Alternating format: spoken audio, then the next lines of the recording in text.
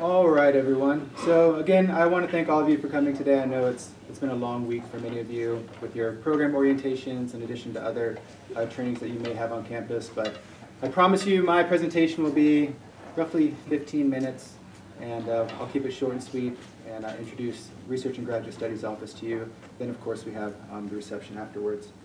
Again, my name is Patrick Wolak. I'm the Graduate Services Specialist. I'll provide my contact information shortly, but I've been working with Pacific for about a year now, and I will tell you that I love my job because 99% of my interactions with the students are positive because I never have to deliver bad news.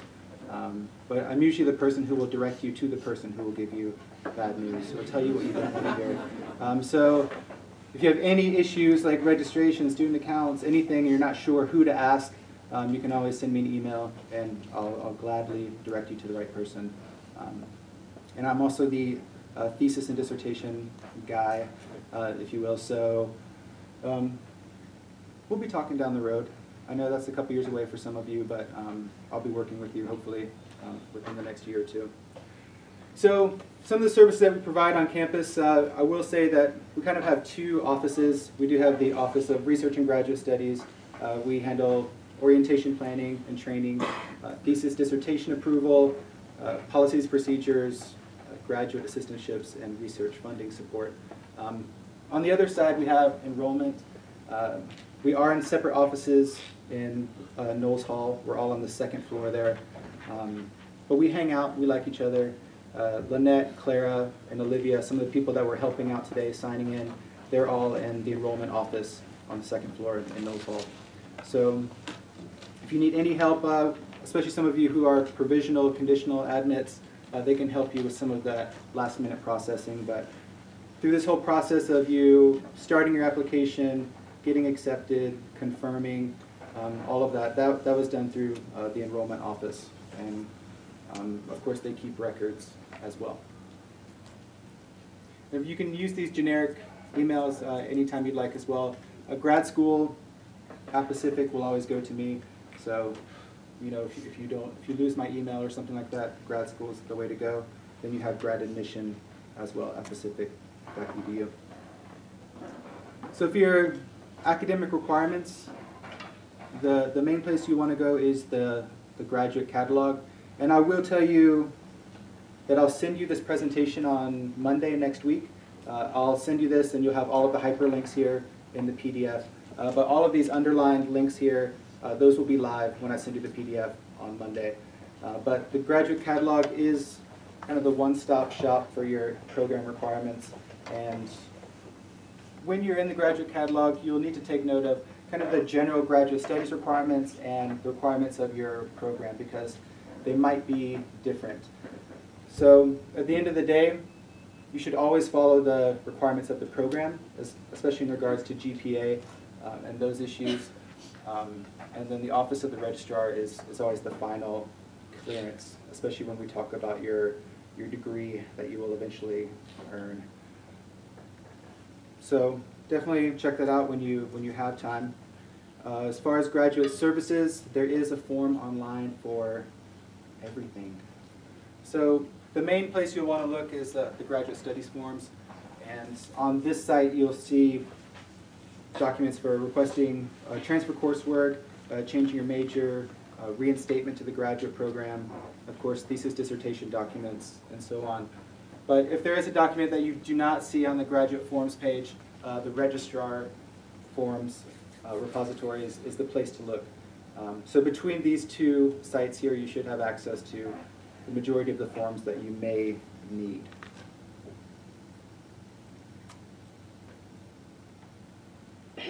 Again, as I'll email this to you on Monday, we have all of the contact information here.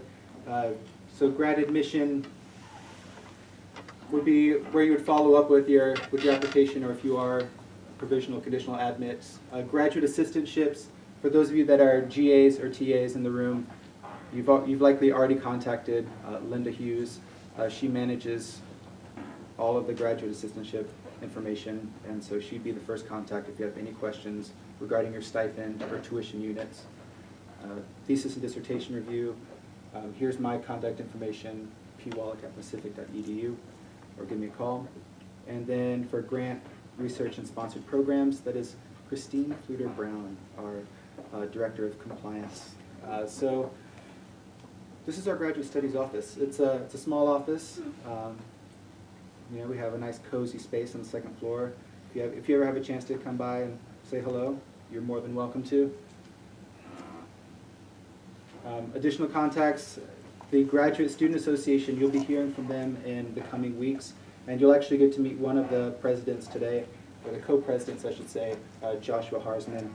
He's been in the background helping out with today's orientation, but he will also be at the reception tonight, and it'll be good to meet him. But with the GSA, it's an organization that plans events on campus in order to bring the graduate community closer together. The graduate students are a minority here on campus, and the GSA plans a lot of events throughout the semesters, and they're definitely good people to know, and they asked me to give you their contact information, and so if you're interested in any GSA events, then feel free to give them an email, and I'll provide their Facebook link as well when I email you on Monday.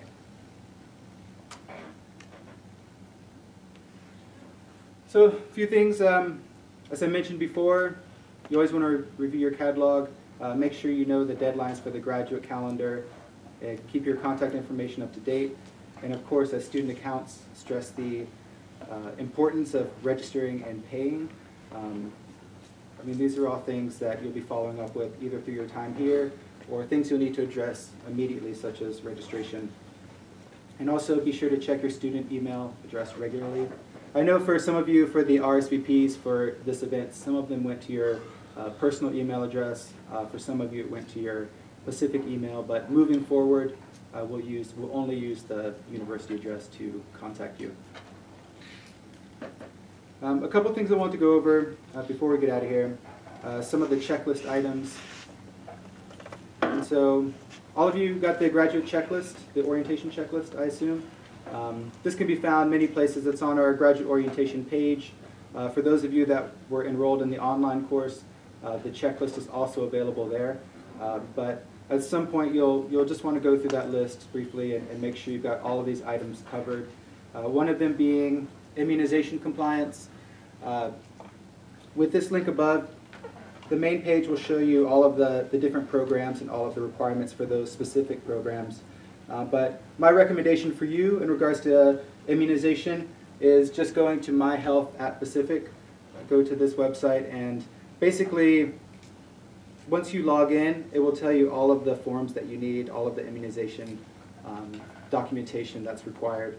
So before you look at this main page here, I would say My Health at Pacific is probably the first place to look, and that's what I'd recommend you view first in regards to that.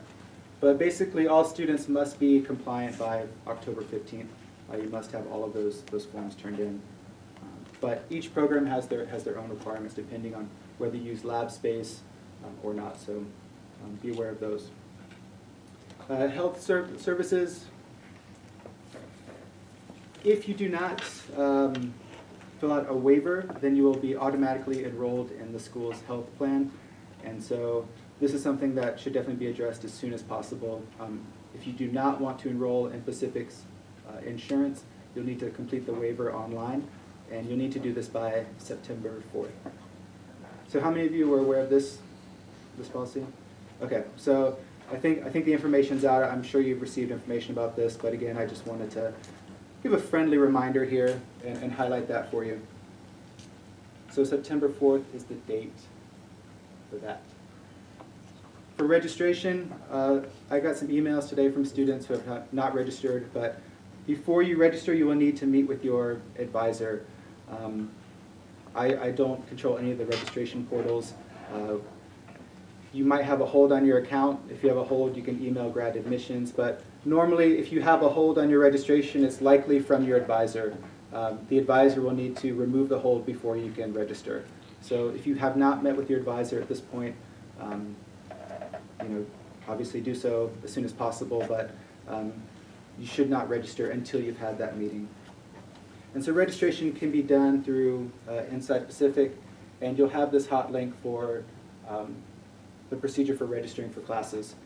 This registration information I know some of you might not be able to wait till Monday. It's also available in the online course, which I'll talk about in just a minute here.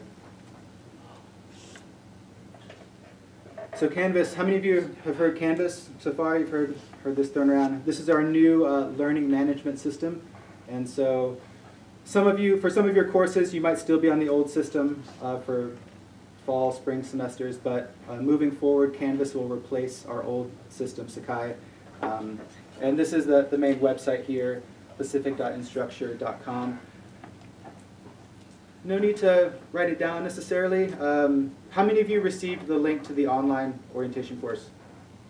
How many of you logged in? Okay, so most of you have this course, and if you have not received this link, this was sent directly to your Pacific email address. But in the course, there is registration information. There's the step-by-step process if you would like to register for courses. And also for Canvas itself, in order to get used to the navigation and how to use the interface, the Center for Teaching and Learning has created a Canvas orientation course. And there's also a link to that in the Graduate Studies online orientation. Any questions so far? No? All right. So you will have the hyperlink to the Stockton Graduate Orientation course, but I definitely recommend that you enroll in the course via the link I send to your Pacific email address. So if you have not received the link to the online orientation, just send me an email and I'll make sure you get that enrollment link as well. I know there's been an issue with some of them for this message going to the spam box or something like that, but definitely I recommend enrolling via the special link that you're provided, and just go ahead and email me if you have not received this. So if you've completed or if you've come to the live orientation, if you've graced us with your presence, you're not required to complete the online component, but this is just meant to be a reference, supplementary materials for you, and just so you have these resources available. I think the layout is fairly user-friendly, and all of this information will be there for you for reference. So I have a little San Francisco screenshot, but very similar. We have the graduate orientation checklist is the first thing that you'll see on the screen. So if you have not seen the checklist or looked at it, I recommend that being the first place you visit. For the modules there, you can access this through the left-hand side menu here, and then also further down the page. So when you log into the page, probably Monday or Tuesday next week, you'll also have all of the videos available if you want to watch these presentations again. They'll be available for you as well, but the modules will be at the bottom of the page on this site.